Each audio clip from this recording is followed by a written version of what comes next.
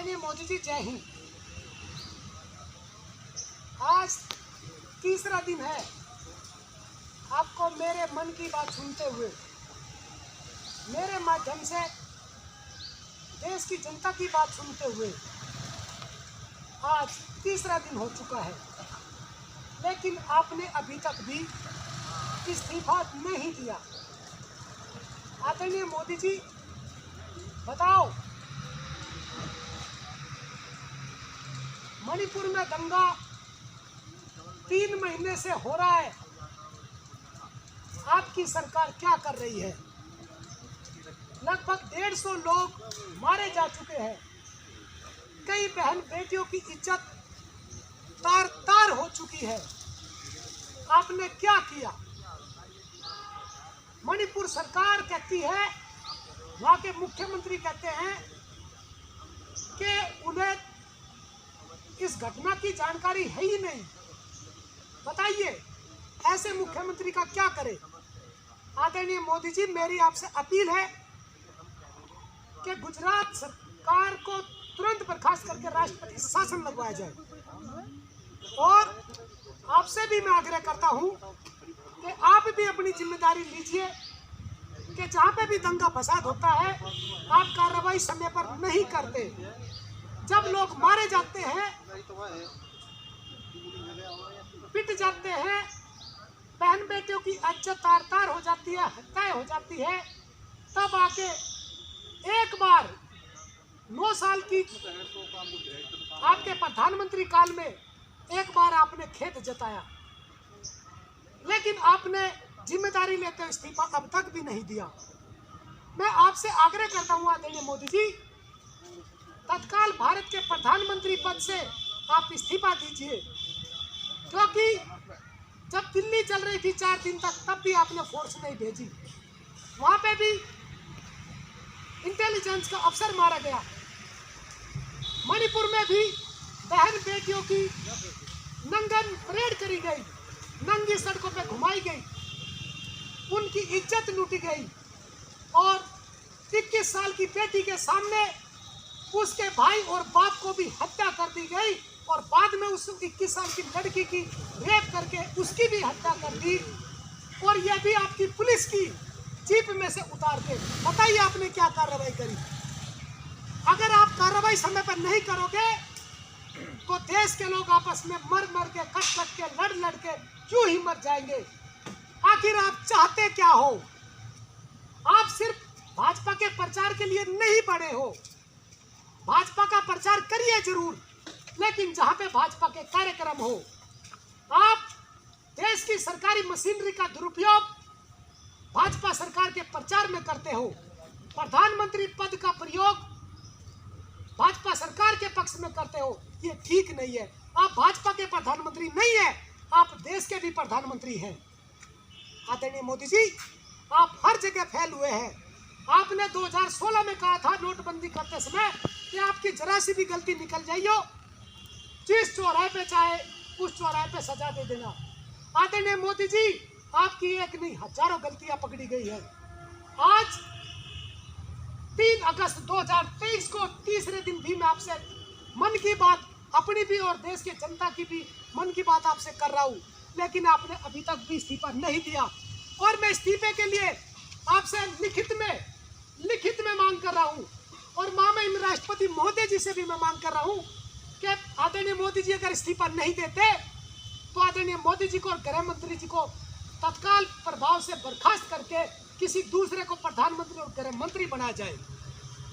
आदरणीय प्रधानमंत्री जी, आपने और आपकी सरकार ने, भाजपा सरकार ने, भाजपा पार्टी ने वर्ष 2000 में कश्यप समाज का पिछड़ी जाति का आरक्षण छीना था, और ओबीसी गरीबों के आरक्षण में दबंग, सक्षम, जाट, गुज्जर, यादव, कुर्मी, इस प्रकार की कुछ जातियों को शामिल करके गरीब जातियों को तबाह किया था।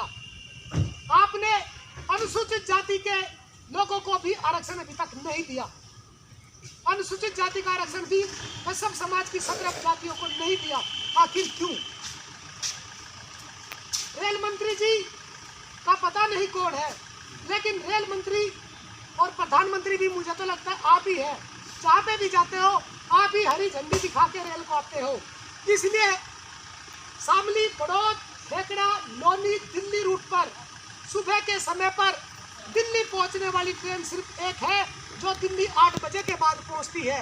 यहाँ के दैनिक यात्रियों को इतनी भारी समस्या है कि वो भारी परेशानियों के साथ ज़्यादा पैसे खर्च करके अपने दिल्ली जाते हैं, अपनी ड्यूटी करते हैं, हॉस्पिटलों में मरीजों का इलाज करवाते हैं। बहुत परेशानियां होती है। सुबह के समय पर 3 ट्रेनें जो दिल्ली 5 बजे, 6 बजे, 7 बजे पहुंचे, ये 3 ट्रेनें और चलवाने का प्रयास करें। आदरणीय प्रधानमंत्री जी, गृह और सड़क मंत्री जी, आपसे निवेदन करता हूं कि बागपत जनपद की 3 तहसील बड़ौद, खेकड़ा, बागपत में से खेकड़ा तहसील एक ऐसी तहसील है जहां से कोई भी सीधी बस सेवा किसी भी शहर के लिए नहीं है, और मेरठ के लिए तो बहुत जरूरी बस सेवा की जरूरत है। मेरठ के लिए खेकड़ा तहसील से एक रोडवेज बस जरूर चलवाने का प्रयास करें, जो कोरोना से पहले चलती थी उसका पुनः संचालन कराने की कृपा करें। आदरणीय प्रधानमंत्री जी और उत्तर प्रदेश के मुख्यमंत्री के साथ साथ देश के सभी मुख्यमंत्रियों से हाथ जोड़ के निवेदन करता हूं कि जो हमारे देश के सरकारी कर्मचारी हैं और पति पत्नी सरकारी कर्मचारी है, जो पति पत्नी अलग अलग जनपदों में नौकरी करते हैं, उन्हें बहुत भारी परेशानियों का सामना करना पड़ता है। ना उनका मन सरकारी ड्यूटी में सही प्रकार से लग पाता, ना बच्चों को वो सही प्रकार से शिक्षा दिला पाते, और ना ही वो बच्चों को, परिवार को संभाल पाते। अतः आपसे हाथ जोड़ के निवेदन है कि देश में जो भी सरकारी कर्मचारी पति पत्नी है, उनकी अपने जनपद के पास वाले जनपद में पोस्टिंग कराने की कृपा करें। एक साथ पोस्टिंग होनी चाहिए, जिससे कि वो परिवार को भी देख सके और अपने रिश्तों को भी निभा सके, साथ में सरकारी ड्यूटी को भी अच्छे से निभा सके। आदरणीय प्रधानमंत्री जी, समस्याएं बहुत है, लेकिन आप हमारी समस्याओं के, देश की जनता की समस्याओं को नहीं सुनते। आपको मैंने इतनी समस्याएं सुनाई है, लेकिन आप पे, आपकी सरकार पे कोई फर्क नहीं पड़ता। आपके सिर में जूं तक नहीं रेंगती। आखिर ऐसा क्यों?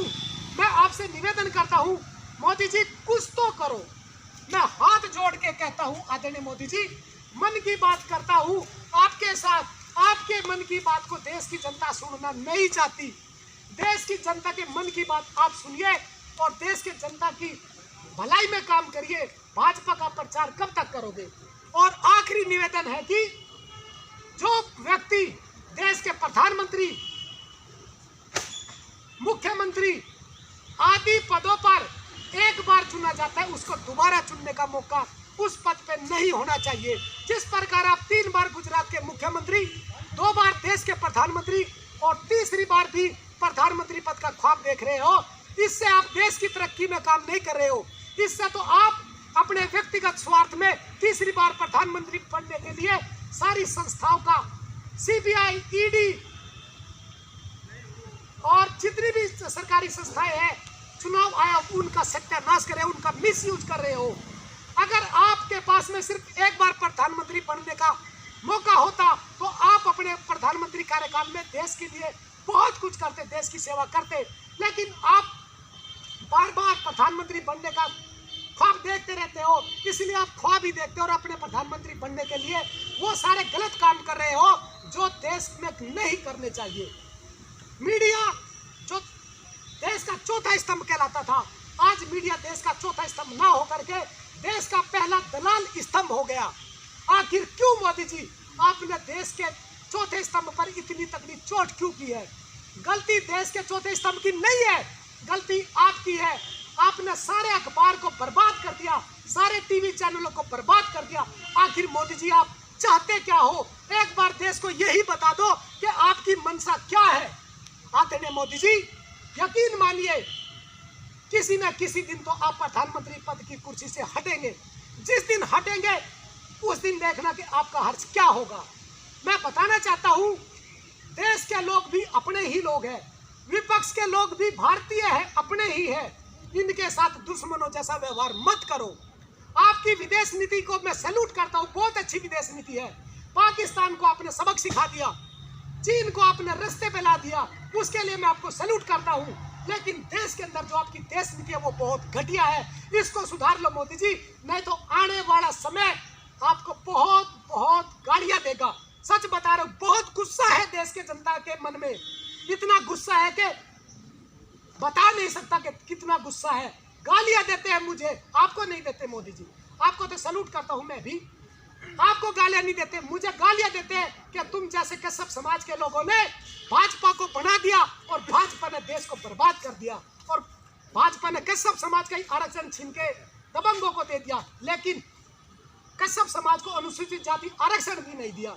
बताइए मोदी जी, आपकी ये दोगली नीति कब निपटेगी? आपकी कथनी और करनी में कब एकता आएगी? आपकी कथनी करनी में कितना फर्क है, इसको आप कब एक करोगे? सच्चाई बात बताता हूँ मोदी जी, बागपत कलेक्ट्रेट में आज बागपत कलेक्ट्रेट में आज मैं तीसरे दिन 3 अगस्त 2023 को धरने पर बैठा हूँ। सर बोली क्या कहते? पुलिस प्रशासन के बारे में भी कह ले, और देखिए जनता की अभी भी शिकायत मिली है कि जब से आपने नोटबंदी की है 100 रुपए के नोट की बजाय 500 रुपए की पत्ती चलती है। कहाँ चलती है मुझे नहीं पता। आदरणीय मोदी जी, रोज वीडियो वायरल होती है, आखिर पुलिस प्रशासन क्या कर रहा है?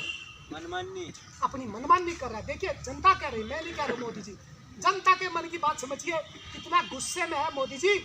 आपसे हाथ जोड़ के अपील करता हूं कि आप सारी जिम्मेदारी की, मणिपुर की जिम्मेदारी लेके और हरियाणा के नूहू की जिम्मेदारी भी सरकार की है। बिना सरकार की सहमति के इतने बड़े दंगे नहीं हो सकते मोदी जी, और बिना सहमति, आपकी सहमति के पुलवामा हमला नहीं हो सकता था, बिना आपकी सहमति के गलवान घाटी नहीं हो सकती थी, 20 जवान नहीं शहीद हो सकते थे, जनरल विपिन रावत हेलीकॉप्टर में नहीं मारे जा सकते थे।